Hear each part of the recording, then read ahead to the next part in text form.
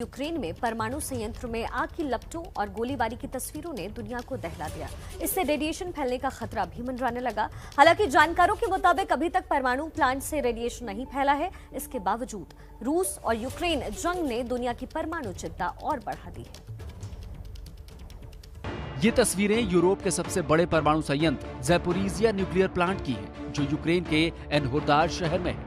जंग के 9वें दिन इस न्यूक्लियर प्लांट पर रूसी सेनाओं ने धावा बोला।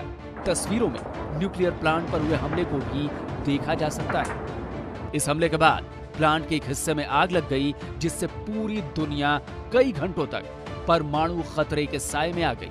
यह खतरा इतना बड़ा था कि यूक्रेन के राष्ट्रपति को खुद अलार्म बजाना पड़ा। यूरोप को अब जागना होगा। यूरोप का सबसे बड़ा परमाणु ऊर्जा संयंत्र इस समय जल रहा है। इस वक्त रूसी टैंक परमाणु ब्लॉक पर गोलीबारी कर रहे हैं, जहां थर्मल कैमरों से लैस टैंक है। इसका मतलब रूस जानता है कि वो किस चीज पर गोली चला रहे हैं। उन्होंने इसकी तैयारी की है। रूस और यूक्रेन के बीच जारी जंग में ये दूसरा मौका था जब दुनिया पर परमाणु संकट खड़ा हुआ। इससे पहले जब रूसी सेनाओं ने चेरनोबिल पर हमला बोला, तब भी परमाणु खतरे के बादल छाने लगे थे। लेकिन ज़ैपोरिज़िया पर हमले से पैदा हुआ खतरा चेरनोबिल के मुकाबले 6 गुना ज्यादा था और ये पूरे यूरोप को खत्म करने की ताकत रखता था। अगर कोई विस्फोट होता है तो ये सभी के लिए अंत है, यूरोप के लिए अंत है। केवल यूरोप की तत्काल कार्रवाई से ही रूसी सेना को रोका जा सकता है। परमाणु ऊर्जा स्टेशन पर तबाही के जरिए यूरोप की मौत की अनुमति न दे। रूस के हमले में यूक्रेन के ज़ैपोरिज़िया न्यूक्लियर पावर प्लांट के जिस हिस्से में आग लगी, वो ट्रेनिंग वाला इलाका था। आग पर जल्दी ही काबू पा लिया गया, लेकिन इस घटना से जो दहशत फैली, उससे लगभग पूरी दुनिया अलर्ट के मोड में आ गई।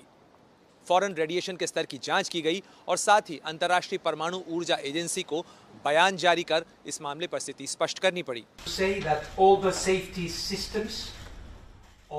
ये बताना जरूरी है कि संयंत्र के 6 रिएक्टर की सभी सुरक्षा प्रणालियां बिल्कुल प्रभावित नहीं हुई थी और न ही कोई रेडियो एक्टिव सामग्री फैली है।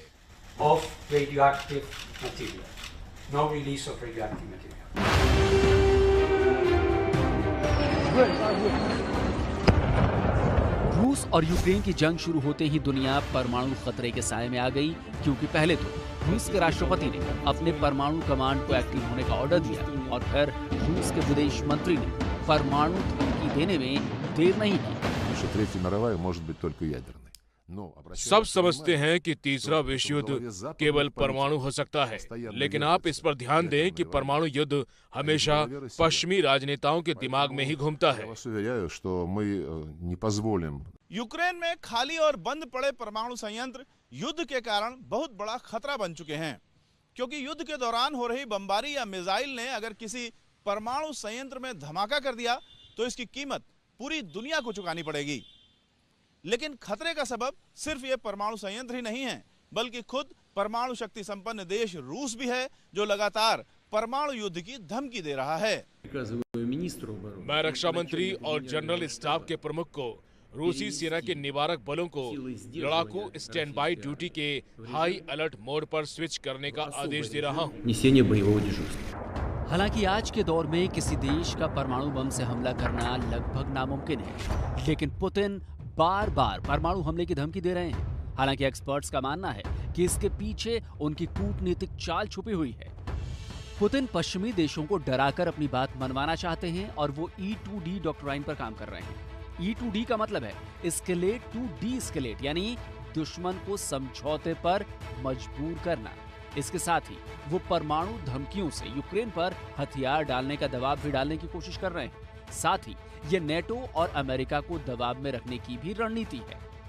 पुतिन साफ तौर पे जानता है कि किसी भी हालत में वो परमाणु बम को इस्तेमाल नहीं कर सकता, क्योंकि अगर वो बम इस्तेमाल करता है तो जहाँ तक यूक्रेन का ताल्लुक है या यूरोप का ताल्लुक है, वो कम्प्लीटली तबाह हो जाएगा, पूरी दुनिया के ऊपर होगा और इवन रशिया के ऊपर। ऐसे में ये धमकी का केवल और केवल मतलब यही है, प्रेशर बनाने के लिए। वो चाहता है कि वेस्ट जो है उतनी सहायता मत करे यूक्रेन को कि जिससे उसको कोई किसी भी प्रकार की सफलता नहीं मिले। उसको कोई बड़ा फेस सेविंग और एग्जिट का मौका ढूंढना चाहता है। पुतिन भले ही परमाणु बम को दबाव बनाने का हथियार बना रहे हों और वो भले ही परमाणु बम का इस्तेमाल न करें, लेकिन यूक्रेन जंग से दुनिया पर मंडरा रहा परमाणु खतरा बेहद गंभीर है, जिसे नजरअंदाज नहीं किया जा सकता है।